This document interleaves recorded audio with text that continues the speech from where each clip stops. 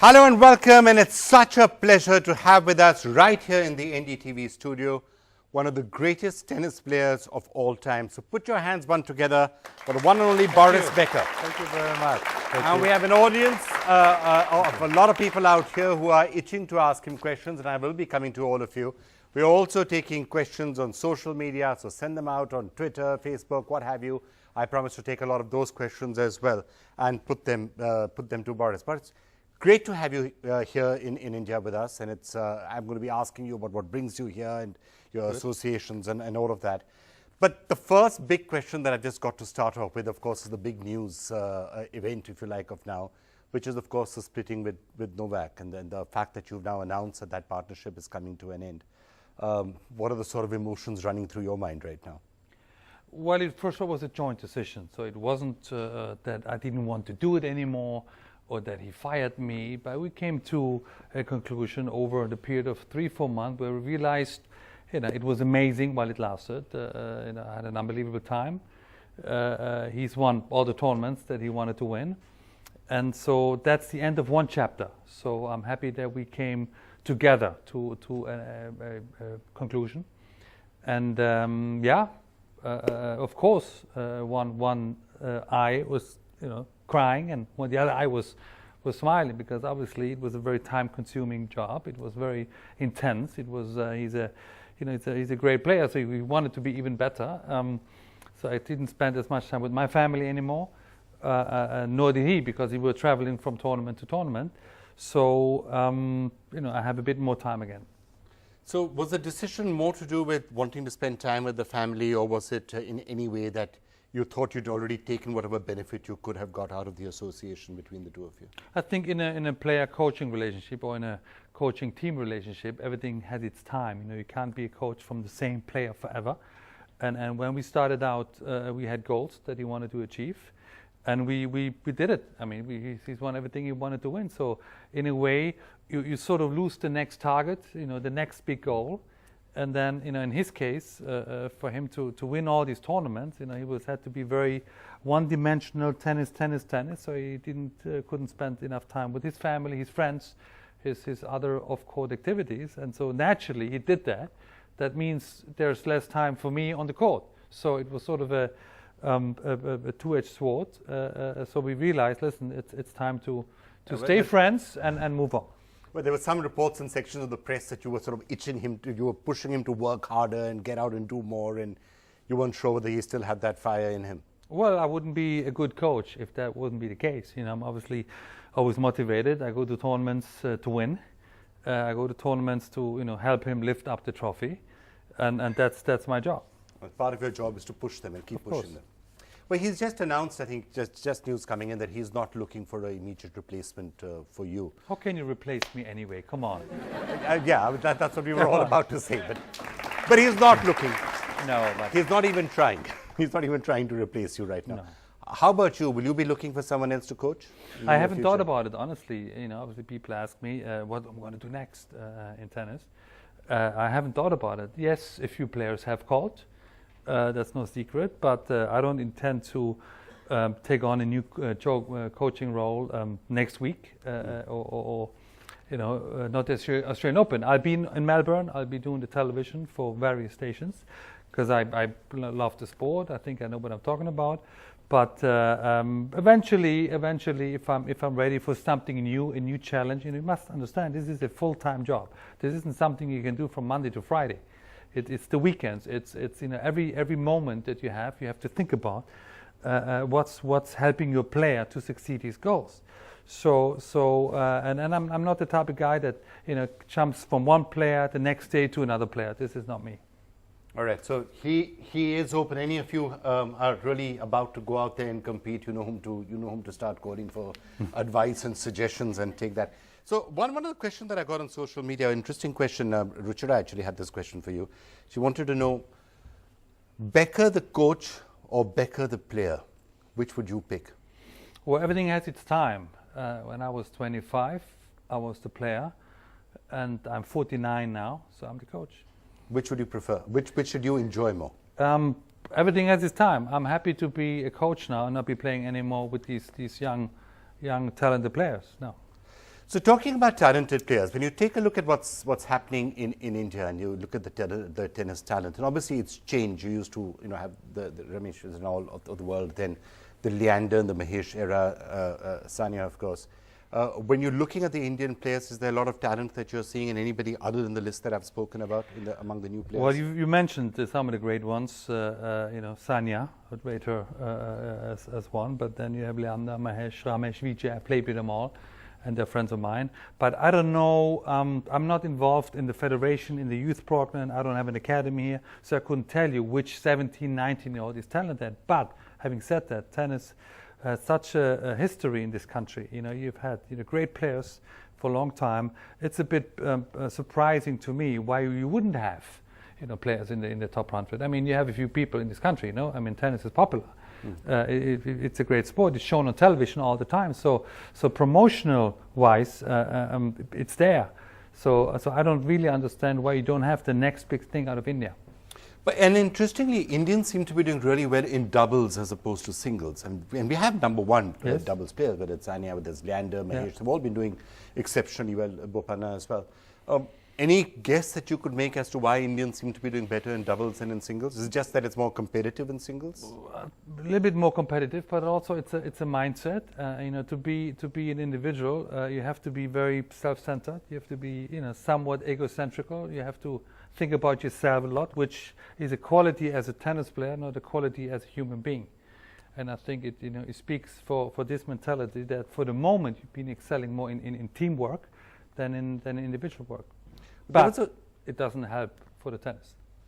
But there was a view once upon a time which was expressed when you looked at the game of tennis that it was a power game, serve and volley and that sort of stuff that you used to do very well. May not be as well suited for the Indian physique and the Indian tennis players. They tended to be a bit more baseline, slightly gentler. I'm talking about an earlier era, Krishnan era. It's changing now, and there are some power Indian players as well. But do you think that could be a factor in explaining why India does do well and doesn't do quite as well? If you talk about the physical aspect of tennis, I think it's a pretty fair game. I mean, you don't have to be 6'6" and Superman to win.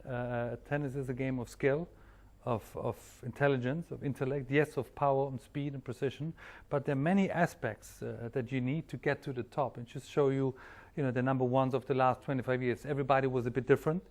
So I'm sure all these skills are available in India. So I think it's more the coaching, it's more the structure of how to build up a young player.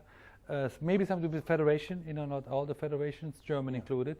It's perfectly run because it really doesn't make sense. Yeah, I mean, again, of course, it is becoming one of the Indian strengths, not in singles, but in other ways. We have actually got an individual bronze medal also at the Olympics. Could be more in the case of Leander. I guess fitness might be one of the factors.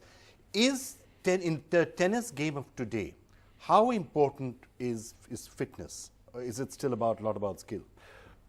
Fitness is the base for everything, for any sport, whether it's 2016 or 1985. If you're not fit, if you can't get to the ball, you can't hit the ball. If you can't play for 3-4 hours, you're not going to win the long matches. So, I mean, that's the fundamentals of any sport. All right, if I can, let me start getting the first of the questions from the audience, and then I'll carry on, because I'm going from coaching to India, and then I'm going to come to your playing days, of course, and I'm sure there are lots of questions on that. Let me get one question from the audience. The gentleman there, yeah. I would like to know how to deal with pressure before a match. If we are ready for a big match and I want to think like, no, it's okay, it's a big match, but it's okay. I want to play like I'm playing in my practice session. So how to cope situation like this? How do you cope with pressure? That in essence. Funny enough, most top players actually don't practice that well. So if you're good in practice and you're not as good in the match, you have to change your practice a little bit. But having said that, it's a mindset, it's an attitude. A Wimbledon final is not won on that Sunday afternoon, but on a Monday morning practice session somewhere when nobody's watching. There are no cameras. That is when the heart and soul of tennis gets done. It's on those practice hours when it's not for the camera, it's not against an opponent, but it's really against yourself. All right. So you have to be practicing and you have to be working very hard at it. One other question and then, okay, the gentleman there. So basically when you joined the Djokovic camp, he was already running riots, he was winning everything. He had a 2011 season So what were the kind of things that he was looking from you as a legend to improve on? Was it the technical aspect or just about how you approach a practice session or a big game? Well, when I joined his team at the end of 2013, he hasn't been winning the majors anymore. Yes, he had his unbelievable 2011, but then 2012, 2013 was okay for his standards. Again, we're complaining at a very high level. And he dropped from 1 to 2, which for most people, they're happy to be 2, but if you're 1, 2 is the end of the world, right? So he wanted to speak to somebody that has been there, has been at the Wimbledon final, won it, lost it, been number 1, been number 2, just sharing experiences of, as you asked me, the mental aspect of it, because at the end of the day, it's about attitude, it's about having the right mindset in the first round, in the quarterfinal, or in the final, and unless you've really been through that, you don't know what you're talking about. Correct. You have to have the mental attitude. So one more question from the lady there. I just want to ask you that how did you control your, how did you build up your confidence whenever you know that the opponent is stronger than you? You never felt the opponent was stronger than you? No. This is very very good question, and it's always this battle within you that you have to first beat yourself and then beat the opponent. And it's accepting reality sometimes. You cannot do more than the very best. Quite often that's enough to go a long way. You'll be surprised how far you come in life if you always give your best. In my sport, I can't influence the opponent. I can't influence circumstances, but I can influence how much I give it a go, how much I try, how much I prepare, how much I work for, and that takes you far. And I just want to come back to the aspects of mental strength and also when it comes to dealing with people and teamwork. Now, in the singles game, you're out there by yourself. But you've had success in doubles also. You won an Olympic gold medal with Michael Staish, who was in some ways considered a rival of yours. Exactly, yeah. How was that experience? Frightening. Being able to work with somebody who is a potential rival or who's been considered a rival, but you're then in the same team and you're going out and getting a gold medal. Oh, very difficult. We weren't on speaking terms when we started the tournament. I mean, he was sleeping on the, sharing the same apartment. He was on the left, I was on the right. But eventually our coach got us together and said, listen, you guys won't win any medal if you won't start acting like a team, communicating, just sharing together the court.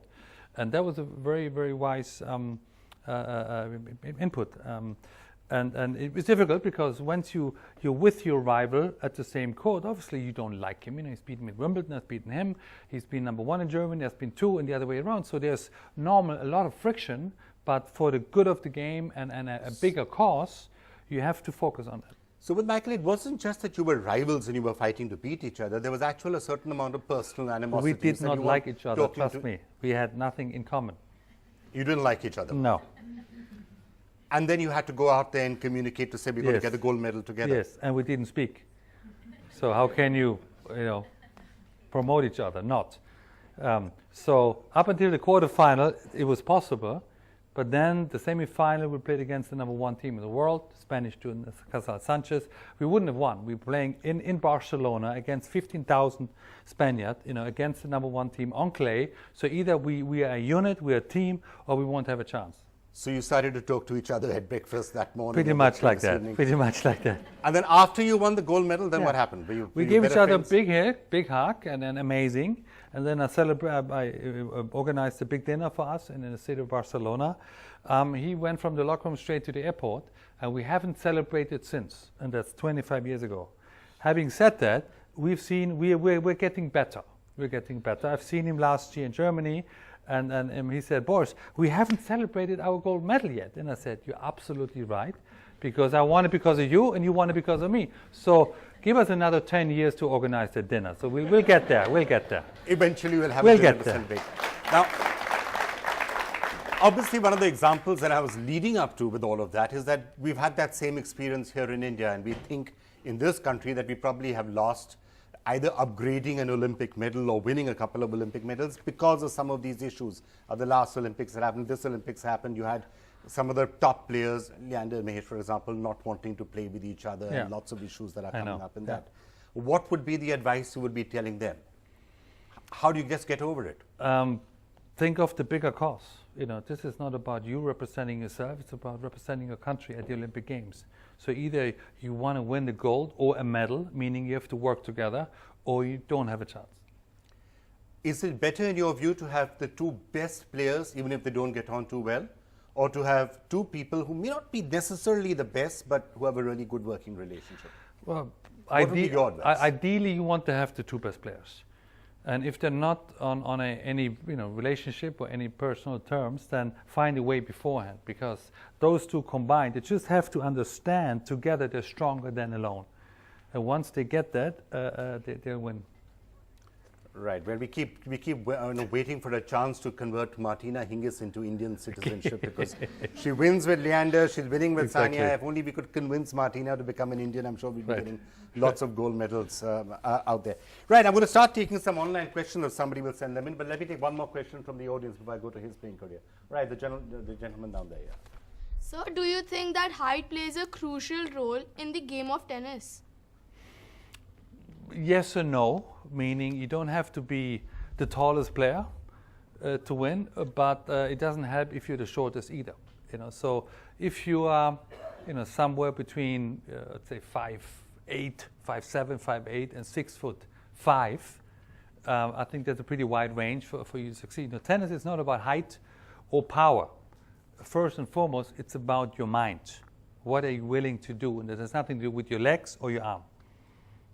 Oh, somewhat related to that, so I'm taking a question from Facebook now. Pranjal Sharma, is it a sport? He said, is it a sport for the tall person? He's asking a question that is it a rich man's game? Is tennis a rich man's game? Certainly, when I started, you had to have a little bit of money in your pocket because tennis rackets, shoes, hours are expensive. I think tennis has developed nicely over the last 25, 30 years, so it is less expensive than it was, but it's certainly not cheap. So if you have federations and sponsors and big sporting brands supporting you, yes, take it, because it's not cheap.